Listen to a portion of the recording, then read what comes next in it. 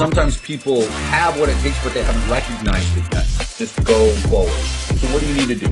How do you stand out? So what you need to do is be that person that's different and is bigger than you think. Rise from the ashes and fly like the phoenixes that you are.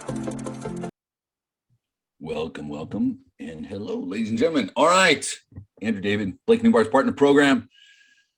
Now, we're in the midst of a challenge. One of the things that I've given you guys as a challenge, what I've asked you to do, what I think can be incredibly helpful, are affirmations, visualizations. We've talked about that recently. John posted something in the Facebook group a little bit about affirmations and when to do it, how to do it. Some good thoughts there. I've given you inside the Google folder, and I'll show you again. There's some training in there about how to write affirmations, how to create them for yourself. We've talked about visualization. We talked about how much it can help. Some of you guys were around when I taught a little bit about a phoenix moment, is what I call it, a moment when your life was on fire. And I want to share about that, but then I want to share with it a story that I think can help illustrate why I think this is important. So inside, if you hop into the High Performance Challenge folder, and this is shared with you guys numerous times, and we'll keep doing it in the Skype group. But you hop in, here's training on affirmations, brain health, there's all sorts of stuff there. The Phoenix moment right here, this is copy of Phoenix moment. So this training is what I'm gonna ask you guys to kind of look through later on. So obviously, you know, a lot of my branding, a lot of my stuff is about the Phoenix. It's about rising up from the ashes, about going forward. It's about finding the strength that you've had. What I want you to do is part of your challenge today. I want you to imagine a time in your life when you accomplished or you did something that made you feel absolutely incredible. A time that you were empowered and confident and happy and full of energy. A time in your life that you felt you could do anything you put your mind to. So I'm going to have you guys come back and study these. I'm going to read through them quick because I want to share a story with you and why I think this is important. It could be any time in your life. When you were the kid, you're hitting a home run, you were acing a test, you were leaving a job, you're able to walk away, you had a some kind of fantastic moment, but it's about when you were doing something that you hadn't done before and you were crushing it. You were experiencing the next level of success in whatever that was. Now, you're going to refine that. So instead of just saying, oh, when I went to school and I graduated with my degree, that's a 4-year, 5-year, 6-year process. So not that. What is it? You know, if you look at it, you imagine that as the YouTube video and then the screenshot. What is that moment of that clip, right?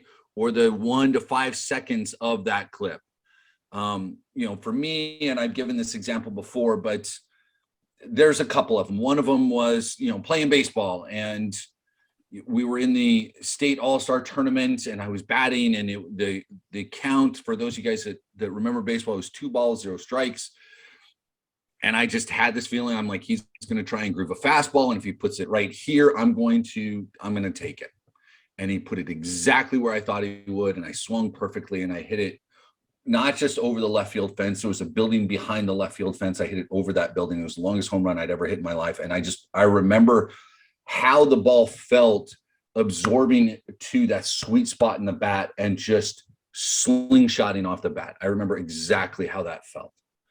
Right. So there's that moment. There's a race, a 4x100 race that I remember running and being the anchor leg and chasing down a guy that was ahead of me and passing him. I remember that. I remember, the first time that I spoke in front of an audience, in front of a crowd.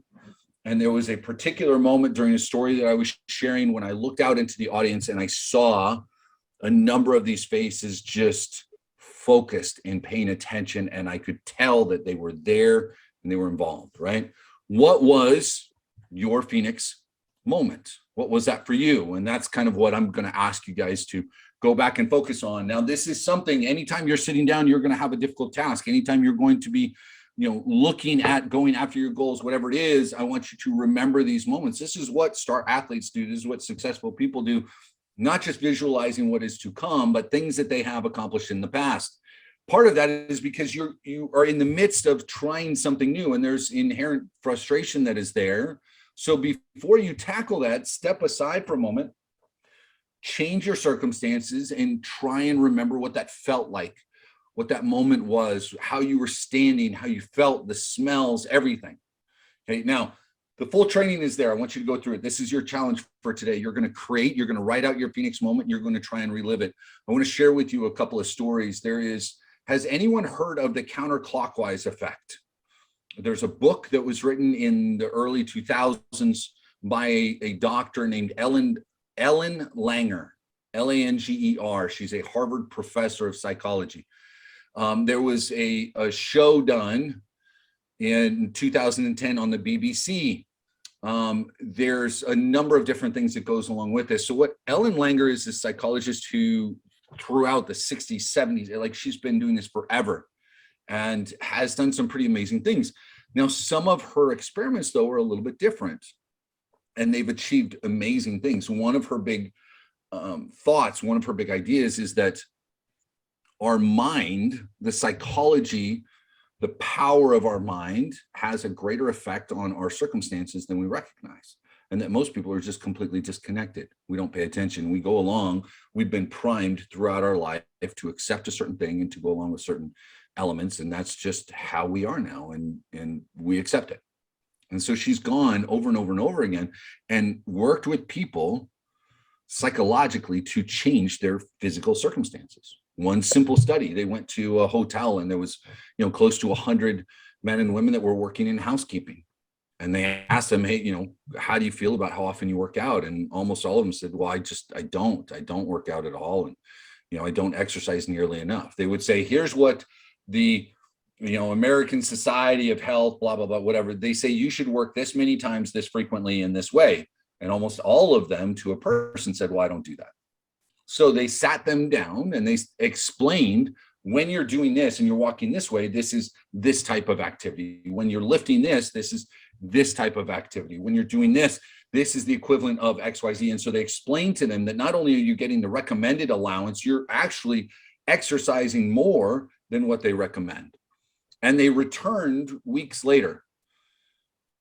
Blood pressure had gone down, weight loss had occurred, their waist to hip ratio had improved, all of these different markers, and nothing had changed. No diet had changed, nothing else had changed for them, except simply helping them understand that, hey, their mind shifted. That was it. And she has study after study after study. There's studies out now where some doctors, we all understand what the placebo effect is, right? The placebo is simply, you're going into something and you're taking this medicine, and the medicine is nothing. It's a sugar pill or whatever. And in doing that, they've traced back over and over and over physiological changes that happen. There's a study that came out just now where they told the participants, your mind is going to play a bigger role in this than you think. There are changes that you can bring about mentally. They gave them a placebo pill labeled placebo, and they still improved. Now, Ellen Langer, back in 1979, created this study. She didn't take many people.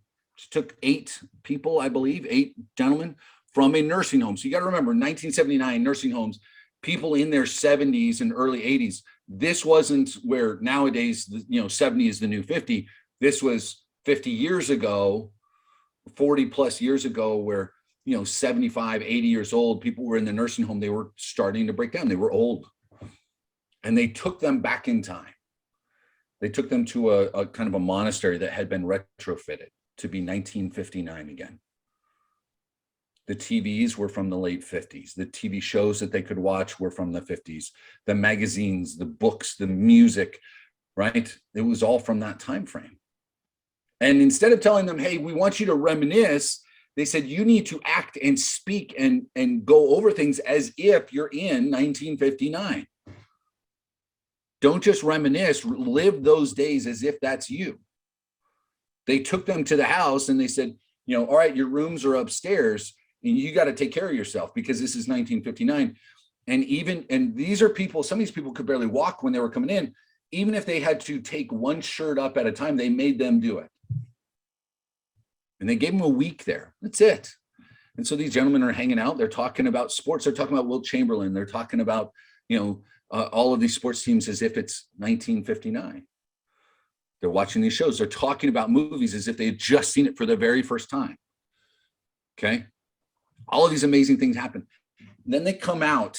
Now, you got to understand this is the 70s, and you go back and look, there were things that they did at the time that may not stand up to, stringent things nowadays, in part because we have to sign so many freaking waivers. It would almost remove the placebo effect. There is no health benefits, and you have to agree that you're doing XYZ, all of these things, like it removes the possibility of a lot of placebo effects for these people.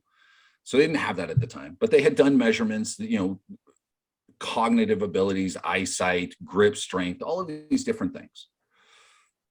Took pictures. A week later, they come out. Visibly, for many people, they looked younger. Some of them walked in or arrived in a wheelchair, left with a cane. There are things about this study that she said she didn't want to put it in the paper because it almost seemed too ridiculous to be real. It was an impromptu touch football game that they played while they waited on the vehicle to come pick them up.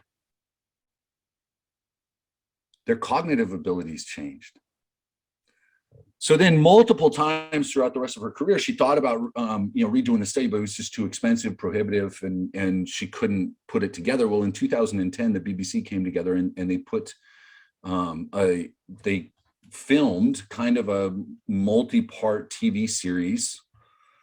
Let me see if I can remember the name of it. The Young Ones, if you want to watch it. The Young Ones from BBC. I haven't had a chance to see it yet. I've just spent some time reading, all morning long. I've spent hours reading about this lady and the different things that she's done. And she's, there's some experiments from older articles that I want to now follow up with and see.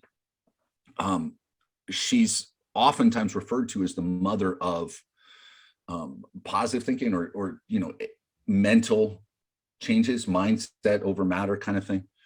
So they redid this study for BBC. They took actors, right? People that were famous, and they said, all right, we're back in the 70s for you. So for them, because it was already 2010, they took them back 30, 40 years or something like that. Her name is Ellen Langer, Langer. And they did the same thing. And same thing happened. Now they played it up because they had to do it for documentary reasons. So they would take them to some different places and they did different things. And so it wasn't exactly the same thing, but overall, they took them through a similar experiment and found similar results. It's not a perfect science, this, right? Because there's so many different factors. I'm not sure where that's coming from. So I'm not sure exactly, where the lines are and what is 100% scientific and what is not, and what may work and what may not. But things like the placebo effect, time and time again, have been shown to work. This is an opportunity to kind of look at life at a moment where you attained success, where you did it, you accomplished it, because damn it, you have. How are you priming yourself? Right? Instead of, they talked about one of the things when looking at cancer patients, instead of saying, oh, I'm in remission, they talk about being cured. Those that use the term cured typically were healthier than those that said in remission. People that looked at aging from a positive standpoint have a tendency to live longer. I mean, time and time, it's a fascinating article. I'm going to share with you. There's a longer article from the New York Times that I read from 2014. It's fairly long. It details a number of these different studies. And so I'm going to share that in the Skype group with you here. I'm going to drop the link right now into the chat if you want to click on that, but I'm going to share it in the Skype group as well. It talks about not just her studies, but others. Affirmations. Finding these Phoenix moments. So the purpose of the Phoenix moment is to reinforce to yourself that you have at some point or another attained something. So this shouldn't be the moment I saw my kid graduate. This has to be you, something that you accomplished, right? When you connected with, the universe in a way where you were brought up a little bit higher. affirmations can be kind of the same thing. I'm interested. I don't know if I'm ever going to be able to reach her. I don't even know if she's still around. I'm going to see if I want to find out what her thoughts are on things like affirmations and forward thinking, right? If I can create a healthier lifestyle by looking back, or a negative lifestyle by looking back and commiserating in my, victim mentality, because we know we can do that. Can we do that going forward?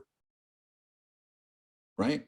If I were to set that stage and I were to maybe change my environment here or anything else. I shared with you guys a couple of weeks ago when I was down in Puerto Rico, and it was that first time I had gone on a vacation at a resort that was at a different level than I was accustomed to. And I kind of said, this is something that's, I want to participate in this more. This would be great. Well, while we were there, the next week when we were in Jamaica last week, how many of you guys, when you experience something good, you're getting a massage, you go on vacation, you do something cool, you're eating great food, you're hanging out with friends, you have it. How many of you have ever used the term, I could get used to this? I could get used to this. This would be great if. A lot of us say that. I could get used to this. This is pretty nice. We were down there this last week down in Montego Bay. It's a beautiful resort, gorgeous beach. The water is ridiculous. The food is fantastic. The service is off the charts. We're having an amazing time. I was just so much of the stress and everything else just kind of floating away. And I turned to Sierra at one point and I started to say, I think I'd already said it at one point, I could get used to this. And that's when it was. So I'd gotten a cabana for us on the beach. And with the cabana come a little butler, and they're bringing us food and stuff. And I started to turn and say, I could get used to this. And I stopped and I went, I don't have to get used to this. I am used to this. This is my life. And it's just going to get better. I'm like, we've spent days down here. Like I'll share pictures with you guys. We did a private dinner on the beach one of the nights there, right? One of those little romantic things. They set up a tent. The ocean is 15 feet this way. They're bringing food. This guy's having a shuffle through the sand. We took care of him. I made sure to tip him really well. But I'm sitting there going, I don't have to get used to it because I'm working hard so that is what I get to do. And I don't say that to look at me. What I say is our words play so much into what we do every day. I have some of you guys reaching out still like, I'm struggling with this. I'm struggling with this. As opposed to simply, I've been working on this and I'm learning as I go. And I'm so excited for what's to come because I'm getting better at it. I have a question about this though. Here's the next thing I need to learn. Here's the next thing I'm going to achieve with, right? Like the way that we speak about it plays a role. Create that placebo effect for yourselves, guys.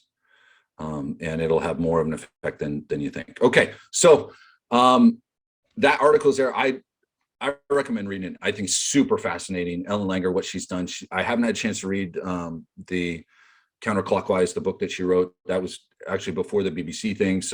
But she's got a number of different interviews that she's done online on YouTube. That article is pretty fantastic. But your challenge for today, guys, is to here's that article. Cool pictures too, by the way. But you're going to go through your Phoenix moment. You're going to attach meaning to it, and then you're going to find a way to identify those things for a number of different moments that you've got. So I outline it here. It's also, when you're inside this, I want to say it's inside the 30-day affirmation challenge as well. I kind of talk about how to do that, how to create some affirmations for yourself. Maybe it's not in here. It's in one of these. There's some more training, maybe under brain health or something, or the life workbook. But anyway, right here, what's your Phoenix moment? Think about these things, write it out. And the challenge today is not just to write out the bullet points for that, but throw yourself into it. Relive that moment. Okay.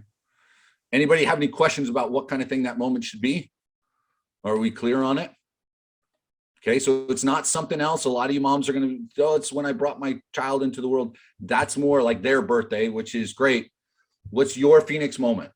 I mean, that may be it. It may be that moment where you felt, if you felt in that moment a higher purpose and you were fulfilling something for yourself, okay.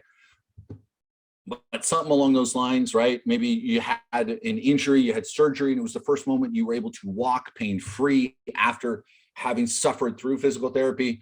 If it was, a promotion at work that you fought hard for, some kind of recognition, anything like that. Okay, those moments. But it should be incredibly personal for you. Okay, that's your challenge for today, ladies and gentlemen. All right, go out, make it happen. Tomorrow we'll have the next one. Keep things going, guys. Work on your 5 pillars. Be the best that you can be. We'll talk with you all soon. Take care, guys. Sometimes people have what it takes, but they haven't recognized it yet. Go forward. So what do you need to do? How do you stand out? So what you need to do is be that person that's different and is bigger than you think. Rise from the ashes and fly like the phoenixes that you